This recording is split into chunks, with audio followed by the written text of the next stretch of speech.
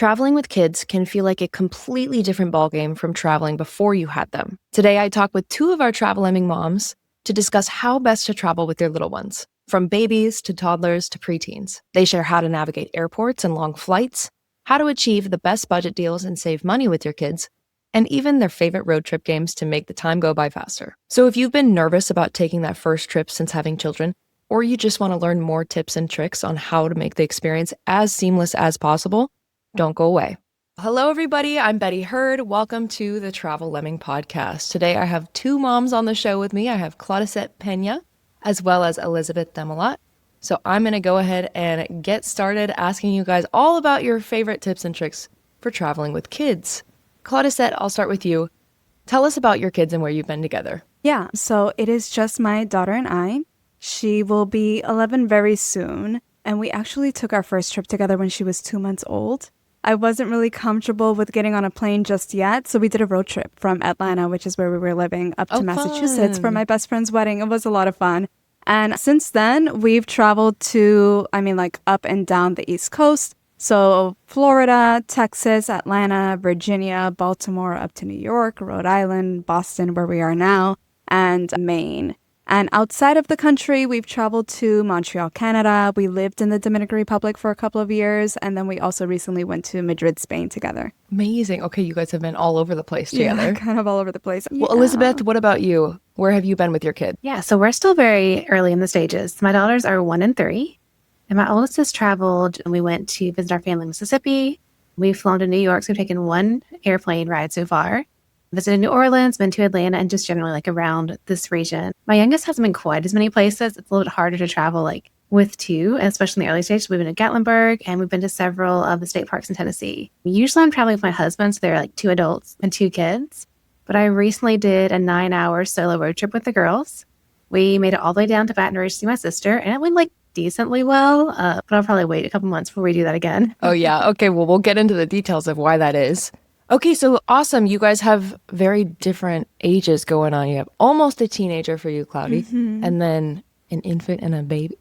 Is infant the same as baby? So she's a 1, but she's actually going to turn 2 in a couple months. So I said 1, but okay. She's, closer to being a toddler. The tantrums are starting. So, yeah. My gosh, you have a handful going on there.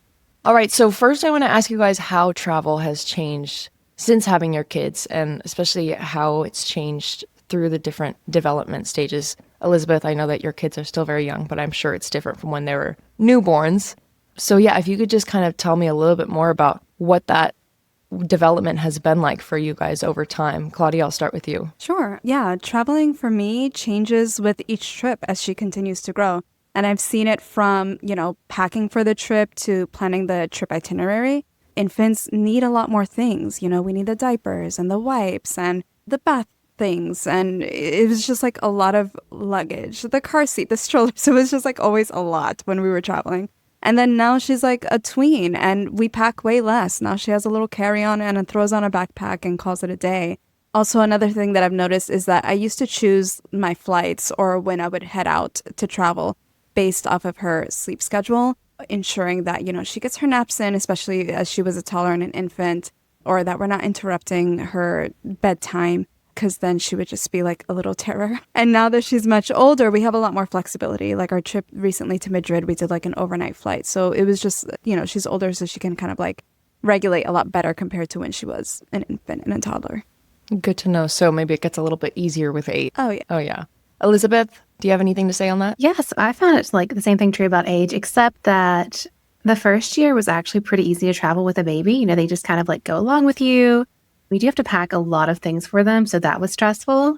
But then, you just have them in the stroller and the carrier, and it's a lot of fun. It gets more challenging during the toddler years.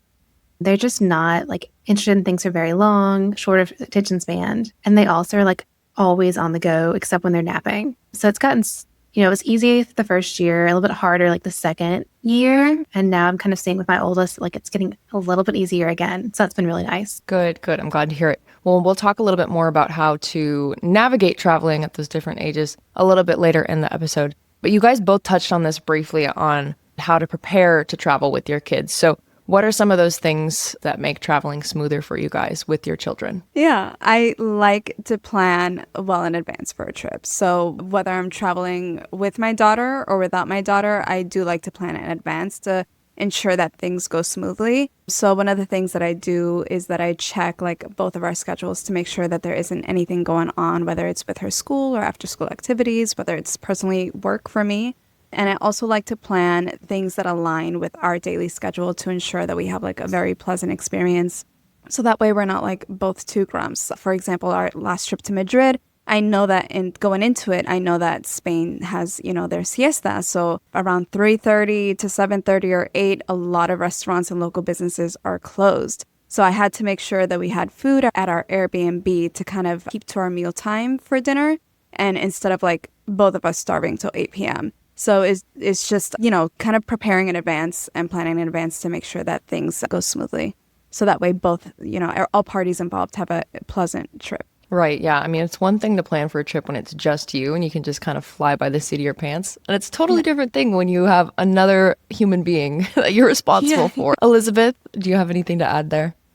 I agree the schedule is very important. So I try and keep our days on the trip similar to the days at home. So we do like a main activity in the morning. When I travel by myself, I can like squeeze in like tons of activities and try to like pack in everything I can. But usually with kids, we'll do something like big in the morning and then something low key, like maybe a park or just like downtime in the afternoon and evening. I also think it helps if while you're at home and not traveling, you do things like go to museums or go out to restaurants or even go on hikes, whatever you think you'll want to do while you're traveling, like get your kids used to doing those things before they're somewhere new trying them. So would you guys say having a very fleshed out itinerary is pretty much like a necessity when you travel with your kid? Maybe not fleshed out. I like to leave space for serendipity, but definitely like a loose outline of what your day is going to look like day to day to keep some consistency. Yeah, makes sense. So how do you guys prepare for a longer day of travel? Say like 6+ hours of flying or driving? Personally, I like to pack lots and lots and lots of snacks. And I also pack compact entertainment options. Snacks can get very expensive, especially at airports. So I like to make sure that she has like all of her things, applesauces, gummies, goldfish, whatever. And we always carry like a bottle of water with us. And I pack both screen-free entertainment options as well as like the tablet. I do keep tablets for last resort. So I pack things that we can do together as well as on her own. Uno cards is great. We love playing Uno, whether it's at the airport or road trips, restaurants, you name it. We also do coloring books that we share together. And then also we pack a couple books for like some quiet time and alone time. For road trips, we love to create playlists. And that way we have like a playlist with music that we both enjoy. And we can just like sing out loud in the car to our heart's content. I love that. And I love that you bring non-screen focused things too. It's so weird to me. Like thinking about how I grew up, I didn't have any screens. Obviously, I think I was like the last generation that didn't have an iPad. And now as a flight attendant, I always see people flying with their little kids and their kids are just on an iPad the whole time, which I get that. Like, I'm sure it's great to have them be entertained the entire time. But sometimes I'm like, where would we be without those? And I can't even remember how it was when I was a child. But I think it's so important to have a variety and not just have your kid like glued to their screen all the time. I can't speak to it because I'm not a mom. So maybe you guys have some opinions on that. But I just appreciate hearing that you give the options there. Yeah, I like to have variety for her. Screens do come in handy when you need it. So it's great to have it there. But I do like to kind of incorporate a variety of different things that she could do to stay entertained, even if it is like looking out the window and watching the planes go by. Like that's a form cool of entertainment. Too. Yeah. Elizabeth, what about your kids? So we're also very big into music. We're mostly doing road trips right now, so not as much flying, but the road trips are great for music. We've recently started listening to podcasts. PBS Kids has some really good ones. And it's characters they already know, so that like buys me some time. I bring some toys to pass in the back seat, and we also do lots of snacks too. I'm still lucky enough that my kids will take a nap usually after lunchtime, so I get like some quiet time to listen to my music. I'm not sure how much longer my oldest will keep napping in the car, but that's been really great. I think it's easier with 2 kids in a car. My first one cried a lot on longer road trips. Now there are 2 of them. They just have a great time in the back seat together. So I'm hoping that like, as they get older, they'll like keep on singing and like playing and like pass each other toys as they get older too. And I think that we might do a DVD player, like a portable one, as they get a little bit older. But I'm still thinking about that. Yeah, that's nice that they have each other to entertain each other. That's how Yeah, my they're so parents were just funny. like, go play with your brothers. Yeah. Yeah, I just like sit and listen. It's like, what are they doing back there? Who knows? Oh, I'm sure hours of entertainment. If I can add another thing of like for road trips, a game that we do like to play, we drive a Mini Cooper, like that's what I have. So we call it the Mini Cooper game. And when we're on the road for a long time, we each try to see who can spot as many Mini Coopers as we can while we're on the road. And then at the end, when we get to our destination, we kind of tally up our scores and see who wins. So that's another like fun game that we play that's screen free while we're in a road trip. It's like the slug bug game, right? Yeah, yeah. Where it's like if you see the little old bugs. Yeah, I love that. That's so cute. Well, thank you guys for sharing what you guys do on those long road trips. And I'm sure it's probably pretty similar for a long flight. The difference it's harder on a flight though, because you just don't have anywhere to go. At least on a road trip, you can pull over, you can get out and stretch and take little breaks here and there. But have either of you taken like those really long flights with your kids where it's just like, oh my God, when is this going to end? Yeah, I've taken some long flights with my daughter, especially when she was a toddler. And, they're busy. They want to get their body moving. So I would just honestly just walk up and down the aisle with her and do laps walking up and down the aisle so she could stretch her legs. She says hi to people. It was, how cute. It was our thing. And then we go back to our seat and, it was just a way to like give her a break from being seated for a long period of time. Yeah. And Elizabeth, I know you said you guys haven't really flown yet, right? Yeah, we did one trip with my oldest, and actually she did really well. It was in that like nice spot when she like wasn't super mobile yet. So yeah, you just hold on she to wasn't. them. Yeah, it was in the peller stage, and actually like one of the flight attendants came and held her for a while and like let her like see everything. So that made it so much sweet. better. I know I was so nervous before the flight, and then everyone like around us was great. So it was. Oh, I love when flight attendants do that. It's funny because like Claudia, you talking about you running around and doing laps with your daughter, like. When I see that, I'm like, oh my gosh, that's so cute. Like, yes, let them get their legs stretched. And I feel like some people, you encounter them and they just get bitter about stupid things like that, where like, they'll be like, oh, they need to remain in their seats the whole time. And it's like, okay, well, if it's safe for them to get up, they should be able to go and wander around and stretch their legs and get some of their energy out. So if you guys ever encounter flight attendants or anyone who is annoyed with you walking around the plane and trying to help out your little ones, just ignore them, because there's always people like that. And, you can't really avoid them. And, for the most part, I think people think that the kids are really cute and they enjoy seeing them. So, yeah, if you encounter that, I'm sorry. Those people are the worst. I was literally just working with a flight attendant the other day who was losing her mind about someone walking around with their kid. I was like, girl, how does this have anything to do with you? You're fine. Just leave them be. Yeah, especially if it's safe for them to walk around the cabin, like just let them, because their bodies are so little, and like traveling already does this thing on your body even as adults. Yeah. So can you imagine like for sure. little children with the little bodies? So yeah, it's just any way to kind of like allow them to stretch their legs, burn some energy. I don't know, see new things versus like the same. I know you're on an window airplane. You're on an airplane. It's like a spaceship. So. Yeah. I love that. Well, Elizabeth, I will start with you for this next one. And if you guys don't have anything to add about it, if you haven't experienced this, which I commend you if you haven't, but how do you deal with public meltdowns? I would say in my case, the meltdowns are very similar to the ones we have happening at home. So it's not that different. Like I've had worse ones like in Nashville with my kids than out somewhere. We did have one recently. We were leaving a park in Baton Rouge. My youngest just had, just like threw herself on the ground, didn't want to go. And we just do the same thing we do here. So we just pick her up and we get in the car and, you just go on with your day. It's definitely not the first time. Claudia, I'll pass that off to you. Yeah, I only ever had one public meltdown with her while we were traveling. Back to what Elizabeth said, is like the toddler stage is hard to travel with because they kind of do have they march to the beat of their own drum. So they're not really always cooperating as much as you would love them to. So my daughter was a toddler. She was about 3 or 4. And we had just got back from the Dominican Republic, and she was sleeping when we had landed. So I woke her up from her nap to exit the aircraft. And we were walking to customs, and she just lost it, and she threw herself on the floor and, was having a tantrum and very delulu. And kind of like Elizabeth said, you just got to like pick them up, throw them over your shoulder, let them have their meltdown and keep it moving. So I had to like throw her on my shoulder, grab all of my luggage, take everything to customs. And then, she eventually calmed down and it was fine. But yeah, Only that one was meltdown in 11 only years one is not too meltdown. I bad. know. Yeah. And I was like, all right, moving forward, I need to like work around her nap time because otherwise I'm the one dealing with it and I want to have a pleasant experience. So I try to like work around her schedule and when she's Oh, like yeah. her best. Yeah. So, Elizabeth, I'll start again with you. What is something parents might overthink that really isn't the deal when traveling with their kids? So for me, packing really stressed me out in those first couple of trips. In the baby stage, where like you're trying to remember all of the things. So I would say if you're just starting, like make sure you have a list of the big things. And then like don't stress too much about the small things because you can buy what you need when you get there. Like if you forget like an extra bottle or, as long as it's not like a special stuffed animal, you'll be able to find it in the store, basically anywhere you go because people who live there have kids and they'll have the same things you have at home. Yeah, good tip.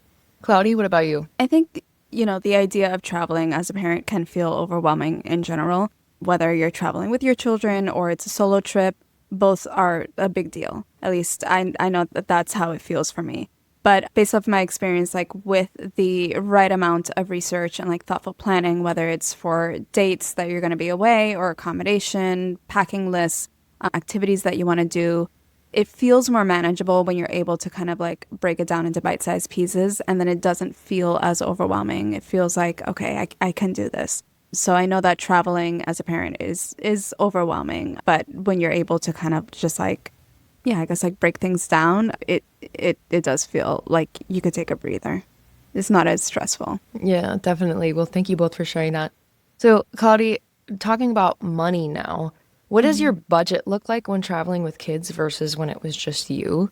And do you find that you travel less because of the expenses? Yeah, so I don't travel less because of the expenses. Everyone has their own values and you tend to prioritize what you value. I personally value travel and experiences, especially with my daughters. So I make sure to plan and to budget ahead for them. Again, with research, with time, with thoughtful planning, you can really find some budget-friendly ways to make the trip work. So it could be traveling to a destination during the off season. So that way you snag a deal on flights, staying at an Airbnb instead of a hotel or resort and making food there. And then, or even doing like a staycation if traveling abroad is outside of the budget. Not recently, but like about a year or so, my daughter and I went to auto camp in Cape Cod. So it was a local getaway and it was a glamping experience, the first experience for both of us. I've never been camping as a kid. My parents are Dominican, so they were like, what do you mean you want to sleep outside on the ground? You have a bed in a house. Like, that doesn't, yeah. So I got to experience in my 30s with my daughter. And like, we stayed in a canvas tent and it was awesome. And it was, local. We didn't have to get on a plane. We didn't have to bring a passport. Like, it was just a really fun experience for the both of us. So again, with some planning and little tips of doing things off season, you can definitely find some budget friendly ways to enjoy a trip together as a family. I love that. Well, thank you for sharing. Elizabeth, what about you? We are traveling a little less, but it's not really because of budget. Whenever your kids are young, it's not really much more expensive than it is, just traveling by yourself. Like the hotel rooms are still the same size because they can sleep in a pack and play. And also, most kids get into places free, kids under 2 or kids under 3 for a lot of different attractions. I will usually check, if there are a couple options, I'll pick the one where it's like kids under this age get in free over one where they don't. So we're not, paying any extra on admission. I know that as they get older, that won't be the case anymore. So I'll have to be a little more careful. We're also taking trips closer to home, which helps, with overnight stays. And we're doing more like day trips too, rather than staying in a hotel. But that again, is more to do with like their ages rather than to save money. Gotcha. Yeah. Hey, I mean, day trips can feel just as extravagant and foreign as taking a flight across the world. So I love that you guys do that. And I appreciate you guys sharing that insight too, because I feel like a lot of people who maybe don't have kids like myself, it almost is like a deterrent to think about having them because you're like, well, what if I can't travel ever again? And it turns into this very black and white, very drastic circumstance where it's like, oh, if I have kids, I won't be able to do all the traveling that I love. And then I see some of my friends having kids now and they're still going all over the place. So it's encouraging to see that because I think that that's probably just your own mental block, but it's good to know that there are definitely ways to make it happen. And my oldest has gone to so many more places than I did at her age already. Like Oh, she's yeah? just been to so many different cities and like more experiences than I did at least by the age of 3. Yeah. Likewise, yeah, my daughter has been to like way much more destinations than I ever did at her age. And then, I guess like touching base with what you said, Betty, like, traveling is a big part of you. And just because you become a parent doesn't mean that you have to like let go of that part of yourself. It's still a part of you. It just might look a little different. And that's still okay. I love that. Thank you. So in that same vein, do you guys think that it's worth traveling with kids even when they're too young to remember the experience? Elizabeth, I'll start with you. For me, it's worth it because my kids aren't going to remember the trip, but I'll still have memories. I love traveling, and so I want to remember this time with them. Claudia, what about you? Yeah, I think it's totally worth it. They may not remember, experiences to the very last detail, but, like Elizabeth said, you will, and you get to cherish those memories. I also think that exposing children to new experiences contributes tremendously to their development, and they'll get to carry that with them forever, no matter where they go. Reeling it back to the budget discussion, do you have any helpful money-saving tips, Claudia? Yeah, I like to do a little bit of research of activities or attractions in the destination that we're going to. So whether we want to do museums, zoos, parks, etc., just to see if there's any like free museum days or discounted online tickets to help save some money while we're on our trip. So on our recent trip to Madrid, we were able to visit the Prado Museum. They have free admission days. We also found some discounted tickets online for Zoo Aquarium Madrid, and we were able to enjoy these attractions and do quite a lot while we were there. Very cool. Well, yes, do your research before traveling with your kids. All right, so I'm sure there's a lot of growing pains when you're learning to travel with little ones. What are some of the main things not to do when traveling with your kids? Claudia? So something not to do that I learned the hard way when my daughter was a toddler is that I learned not to interrupt her sleep schedule. So I learned to kind of plan our traveling, especially flying, around her nap schedule or her bedtime, because otherwise we're just going to have a meltdown. So the cheaper flight wasn't worth it for me because, they're just little tiny humans, but they have huge emotions. They don't know how to regulate them like we do as adults. So sometimes paying a little extra for the flight or for a direct flight is going to guarantee that as a parent, I have a more pleasant experience. Good to know. Elizabeth, anything to add there? I think it really depends on your children and their personalities. There have been some things that worked really well with my oldest that did not work with my youngest, and like vice versa when they're at the same age. So I think it helps, when you're deciding like what you're going to do, really like know your children and think of how they operate on a daily basis. Do you have any chaotic stories to share with us with your kid? I know I mentioned earlier that like packing is my least favorite thing. And once we were 2 hours into like a 6-hour road trip and we realized when my daughters didn't have any shoes on, she somehow got into the car barefoot. I don't know how, no idea. But I didn't pack any shoes because she was supposed to be wearing her shoes, like on her feet. So my husband just ran to a store and bought some and it was fine.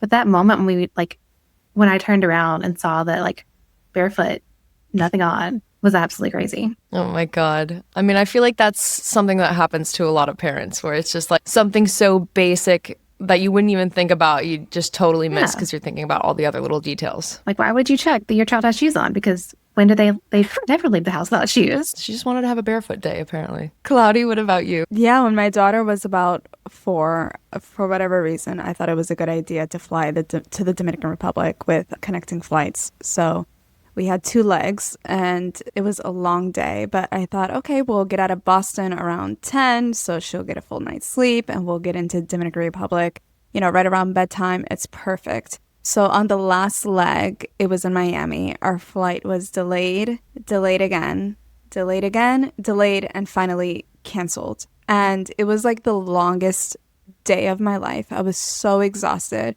They ended up rescheduling the flight early morning the next day. So we had to leave the airport, go to a hotel, crash for a few hours, wake up, and then be back at the airport really, really early in the morning. So I learned to just get a direct flight. Moving forward, while I travel with my daughter, like it's just going to be direct flight. That's a non-negotiable for me. I learned the hard way.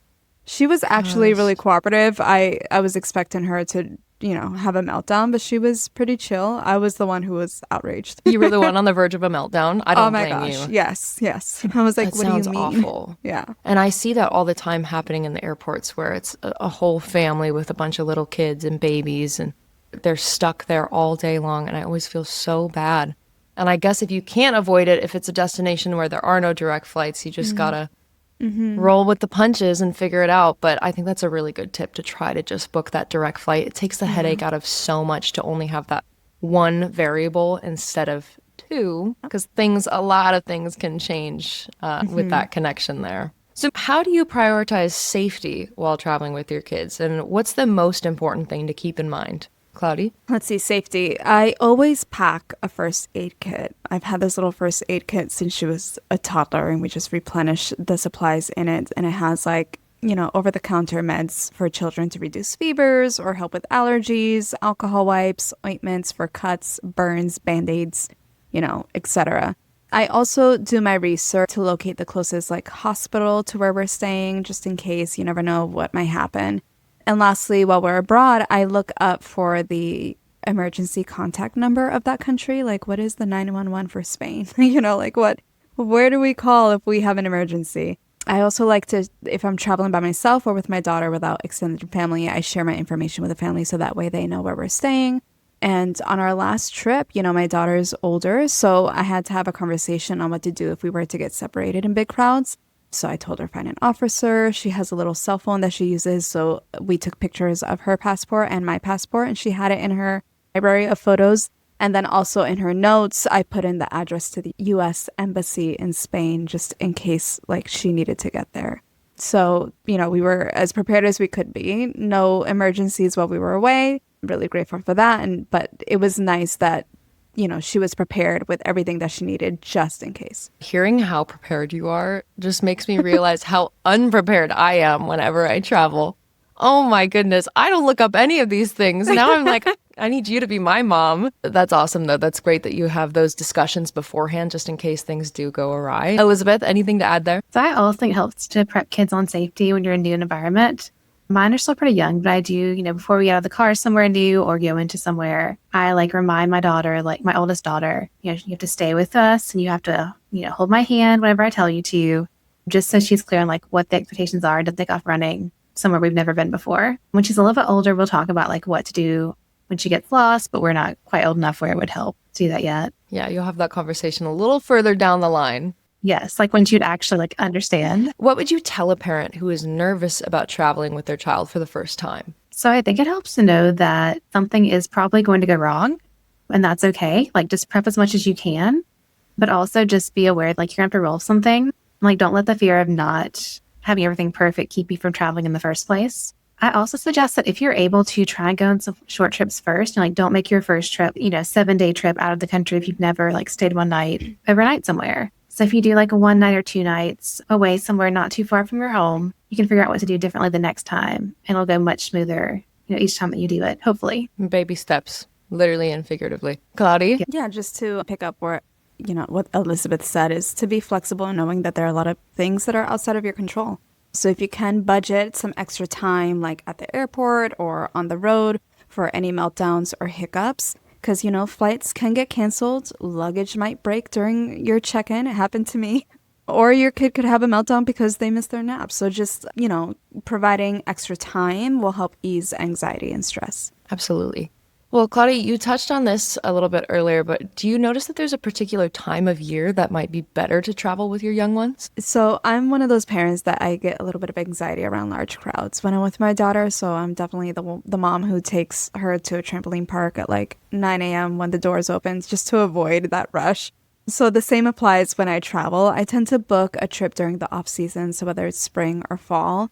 That way we can avoid crowds, we can savor destinations and attractions a little more, and the rates actually tend to be a little cheaper as well. Yeah, definitely avoiding the summer rush. I feel like that is when people travel the most, especially with their kids when they're out of school. Yeah. So I totally understand what you mean by that. Elizabeth? So we mostly have to travel during the summer rush. My husband is a teacher. And even before then, I was a teacher, before I had kids, I was a teacher as well. So we just have to take trips when it's crowded and expensive. There's not much way around that, unless you're doing a spring break or fall break trip. But even then, everyone in your area is out at the same time. So one thing I really enjoy doing is try to do weekend trips or day trips, in the fall or spring, or even the winter, depending on where you are. Here, sometimes you get, in Nashville, sometimes you get nice days in the winter every once in a while. So if you take weekend trips and day trips, you don't have to bank on that one summer trip being the only trip you have, and it puts less pressure on that one to be amazing. Yeah, that makes sense.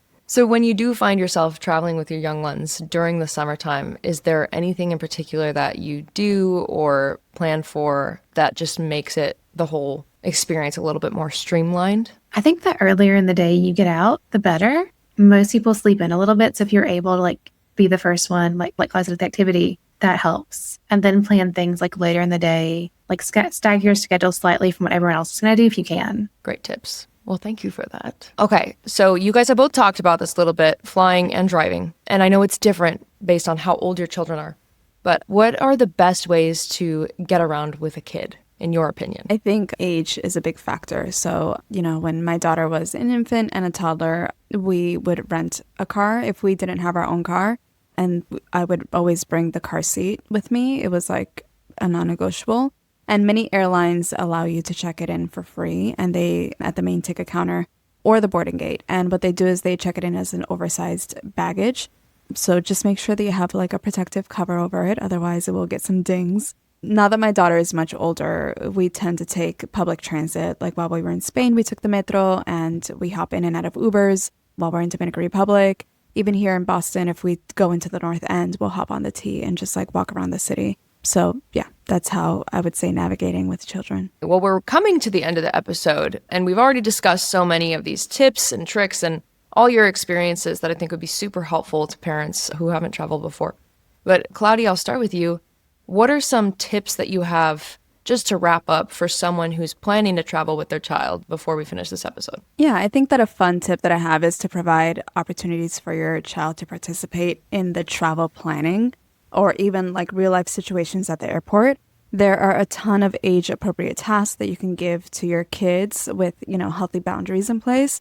So when my daughter was like 4 or 5, I would have her pack her own backpack with her toys and whatever she wanted to bring along the plane. I would also have her like check us in at the kiosk. So she would search for the letters and the numbers on the screen from our confirmation code. And she would print out our boarding pass, hand it over to the gate agent.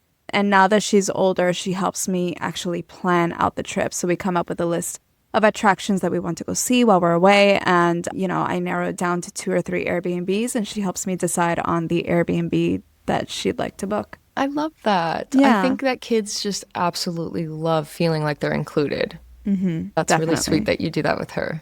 Yeah. Elizabeth, anything from your side? So my tip's not as fun, but I do recommend that you plan the meal you're going to eat after you get back from your trip, because everyone's going to be tired. Something will have gone wrong on the way home. And it'll make everything just wrap up better if you know what you're going to eat. So like have a quick meal in the freezer, or like already know where you're getting takeout from, like have your orders ready. Because if the trip ends well, you'll be ready to book the next trip. If it ends terribly, you're never going to want to go on a trip again. So I think that helps. No, I think that's great to mention too, because it's like you have the trip, but you also have the aftermath of the trip. Mm-hmm. And that's something that people probably forget about. So thank you for sharing that. How has travel changed the most for you since having your kids? I'm taking fewer overnight trips with kids than I was before. My youngest does not sleep well when we are at home, and I need to sleep. It was really frustrating at first because I didn't expect this. My oldest child slept fine. We were in hotels or at Airbnbs. So I've kind of changed my strategy of now we're exploring local places. And I haven't been to much of Tennessee. We moved here 3 years before we had kids.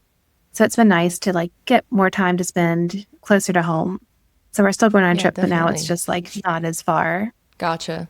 Cloudy, what about you? Yeah, I feel like travel has always been a big part of me. And I actually travel more now that I have a child. She loves to travel just as much as I do, maybe even more. I think I've created a little bit of a monster because if it's been 6 months and we haven't gone anywhere, she gets really restless. So it's really fun that I kind of have a lifetime buddy that I get to travel with. We're always daydreaming of different destination spots. And it keeps us really inspired to travel as much as we can, whether it's local, domestic within the country, or abroad. Our auto camp trip was actually her idea. So yeah, I travel more now with her than I did before. How sweet. I love that. Yeah, between my two parents, my dad is fine with just staying where he is for the rest of time. I feel so my mom will come with me on trips because she was always the traveler as well.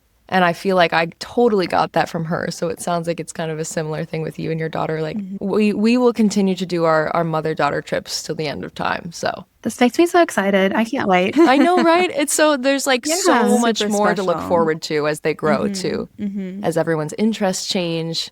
and maybe like some of those destinations that require them to be a little bit more mature, like you have so much to look forward to. I'm saying this as if like, oh, I have my kids all grown up. So of all the places you've been with your kids, what is the top destination that you guys love the most? That's really hard. I don't think that I have one. That's fine. You can give me a top 3. Let's see. For her first birthday, we went to Montreal in Canada, and that was really special because it was her first time out of the country. And I remember being at the botanical garden with her, and it was really magical. And we were just able to like get lost and wander around and be in nature and like touch grass. And that was really awesome. While we lived in the Dominican Republic, because she was, around 4 or 5, everything was an adventure for her. So it was really, really fun to just go beach hopping and be in touch with like nature and see starfish on the sand, on the shore. So that was a lot of fun. Another core memory was Disney in Orlando, Florida. She was 3, so everything was magical. She was starstruck when she saw the princesses, and it was like a really, really fun experience. And I'd have to say that our recent trip to Madrid was really, really special. It was just the 2 of us. And, she's like, I can't wait to go back. She's like, can we just live there? And I'm like, I would love to. So she was all about it. Yeah. I was waiting on the Disney response too. I was going to see if either of you were going to talk about Disney. So, I mean, just like as an aside. Oh, you haven't been yet? Okay. Well, Claudia, it sounds like it is worth it. Oh, yeah, it's definitely worth it. Especially, I think at that age, she was 3. So, the princesses it was like she was actually meeting Princess Belle, and she was starstruck and shy and all of the things. She definitely wants to go back again. She's like, Mom, can we go back to Disney? And she's almost 11. So I think I want to do a Disney trip with her now that she's a little older. And again, every travel experience will be a different one as they continue to grow. Yeah, so Disney is definitely worth it. It's very magical. I mean, as an adult, I was swept away with the magic and the characters. So. Oh, that's so wonderful to hear. Yeah, yeah. Elizabeth, what's your favorite destination you've gone with your kids? One thing we've been doing is we're visiting the state parks. So they're usually like family-friendly activities and programs. And, like we're hiking with our kids. We're not going super far, but just like as far as we can. And it's been nice because the parks are free to enter. So if we need to like leave, I don't feel bad about like leaving early if someone has, is having a bad day. It's just really good family time, like very low pressure. Well, and finally, what is the absolute best thing about traveling with your kids? Convince someone who is on the fence about traveling with their little ones. When you travel, I think sometimes you get less impressed with destinations. You're comparing like, is this city better than this one? Or, like how does this compare to somewhere else I've been? But when you're with your kids, like every single place is new and exciting. And it's so magical to watch your children experience something they've never seen before. Yeah, I feel like there is nothing like seeing the world through your children's eyes. There's novelty in absolutely everything. And it just helps you to be more present and slow down on your travels so that you can appreciate the experience together. Whether it's like eating different foods for the first time. I know I did a solo trip to Madrid a few years ago, and I was obsessed with eating churros at Chocolateria San Ginés. So when we went back, or I went back with my daughter, that's one of the spots that we went to. And then to just see her reaction and her experience eating the churros like made that even more special. And I feel like traveling has taught my daughter to trust herself and trust her gut. It's really contributed to her personal growth, her self-awareness, awareness of the environment around her. It makes her more adaptable, understanding, that things sometimes are out of our control. And it just helps build confidence in children when traveling. Absolutely. Mm-hmm. Well, I love getting your perspectives on all these trips that you've taken with your kids and hearing about your experiences, your tips and tricks for making it as seamless as possible. And shout out to all the other parents out there who are showing their kids the world. I know it seems like, well, again, I don't personally know, but it definitely seems something that's kind of daunting at first, but then so rewarding in the end. So thank you guys both for being here. I really appreciate you moms coming on the show. Thank you for having us. Thank you for having us. All right, listeners. Well, make sure to like and subscribe to the Travel Lemming podcast if you're a fan of the show. Go ahead and check out travellemming.com for all of your travel inspiration and preparation. Both Elizabeth and Claudia have amazing articles on the website for a ton of different destinations, so you can check those out after this. All right, we will see you next time on the Travel Lemming podcast.